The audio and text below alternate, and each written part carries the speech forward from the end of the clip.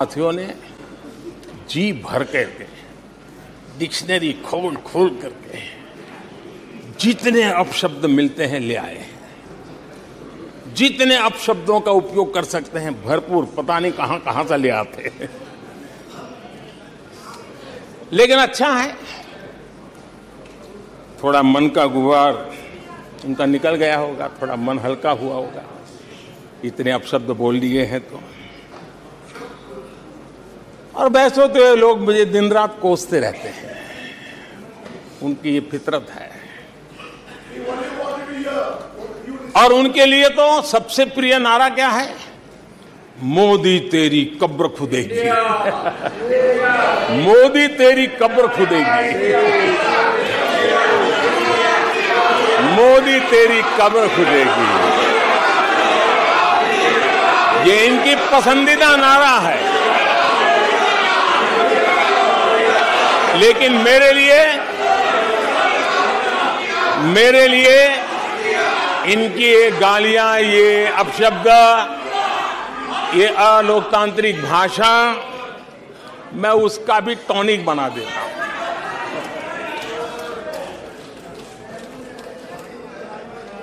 और ये ऐसा क्यों करते हैं और ये क्यों होता है? आज मैं सदन में कुछ सीक्रेट बताना चाहता हूं। मेरा पक्का विश्वास हो गया है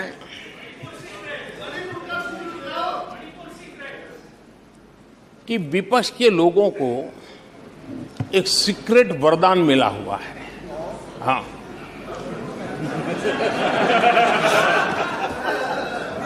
सीक्रेट वरदान मिला हुआ है। और वरदान ये कि ये लोग जिसका बुरा चाहेंगे उसका भलाई ही होगा।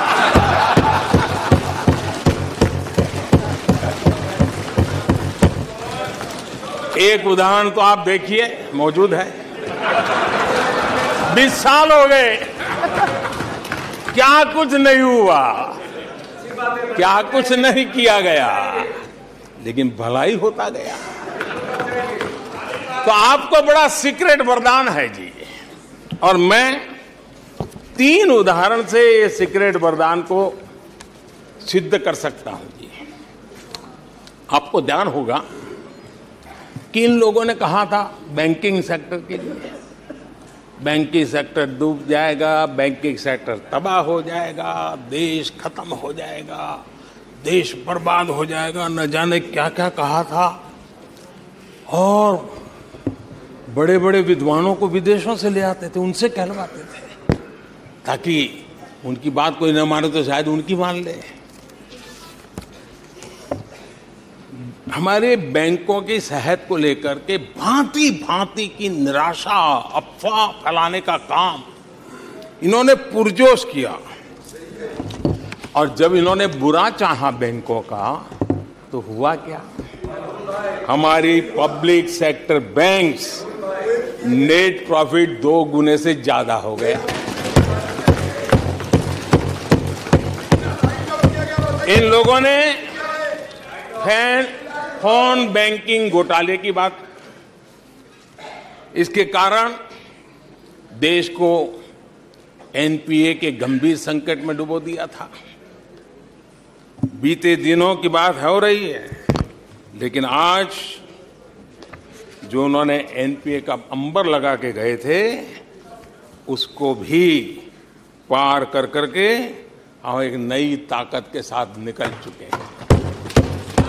और आज सुबह निर्मला जी ने विस्तार से बताया है कि कितना प्रॉफिट हुआ है। दूसरा उदाहरण, हमारे डिफेंस के हेलीकॉप्टर बनाने वाली सरकारी कंपनी HAL,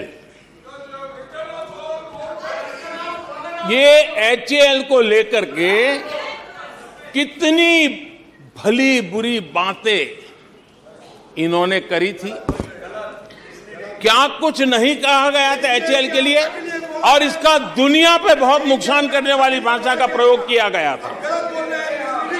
और HAL तबाह हो गया है।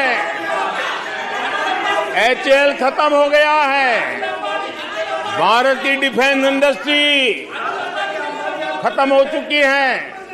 ऐसा न जाने क्या क्या कहा गया था HAL के लिए। इतना ही नहीं, जैसे आजकल खेतों में जाकर के वीडियो शूट होता है, मालूम है ना? हाँ? खेतों में जाकर के वीडियो शूट होता है, हाँ। वैसा ही उस समय HAL फैक्ट्री के दरवाजे पर मजदूरों की सभा करके वीडियो शूट करवाया गया था और वहां के कामगारों को भड़काया गया था। अब तुम्हारा कोई भविष्य नहीं है, तुम्हारे बच्चे मरेंगे, भूखे मरेंगे, HAL डूब रहा है। देश की इतनी महत्वपूर्ण इंस्टीट्यूट को इतना बुरा चाहा, इतना बुरा चाहा, इतना बुरा कहा कि वो सीक्रेट आज HAL सफलता की नई बुलंदियों को छू रहा है। HAL ने अपना highest ever highest revenue register किया है। इनके जी भर करके गंभीर आरोपों के बावजूद भी वहां के कामदारों को, वहां के कर्मचारियों को उकसाने की भरपूर कोशिश के बावजूद भी आज HAL देश की आन बान शान बन के उठ रहा है। आदरणीय अध्यक्ष जी, जिसका बुरा चाहते हैं वो कैसे आगे बढ़ता है, मैं तीसरा उदाहरण देता हूं। आप जानते हैं LIC के लिए क्या क्या कहा गया था? LIC बर्बाद हो गई, गरीबों के पैसे डूब रहे हैं, गरीब कहां जाएगा, बेचारे ने बड़ी मेहनत से LIC में पैसा डाला है। क्या कहें, जितनी उनकी कल्पना शक्ति थी, जितने उनके दरबारियों ने कागज पकड़ा दिए थे, सारे बोल लेते थे, वो सारे बोल लेते थे। लेकिन आज LIC लगातार मजबूत हो रही है। शेयर मार्केट में रुचि रखने वाले को भी ये गुरु मंत्र है कि जो सरकारी कंपनियों को ये लोग गाली देना, आप उसमें दांव लगा दीजिए साहब, अच्छा ही हो जाएगा।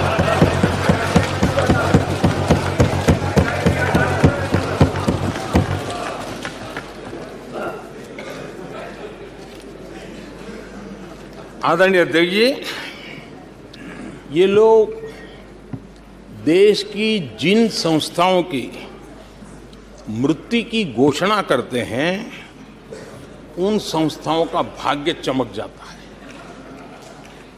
और मुझे विश्वास है कि ये जैसे देश को कोसते हैं, लोकतंत्र को कोसते हैं, मेरा पक्का विश्वास है देश भी मजबूत होने वाला है, लोकतंत्र भी मजबूत होने वाला है, और हम तो होने ही वाले हैं।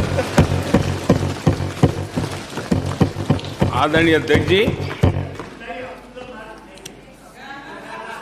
ये वो लोग हैं जिन्हें देश के सामर्थ्य पर विश्वास नहीं। इन लोगों को देश के परिश्रम पर विश्वास नहीं है, देश के पराक्रम पर विश्वास नहीं है। कुछ दिन पहले मैंने कहा था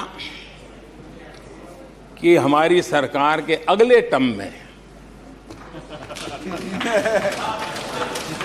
तीसरे टर्म में, भारत दुनिया की तीसरी टॉप अर्थव्यवस्था बनेगा।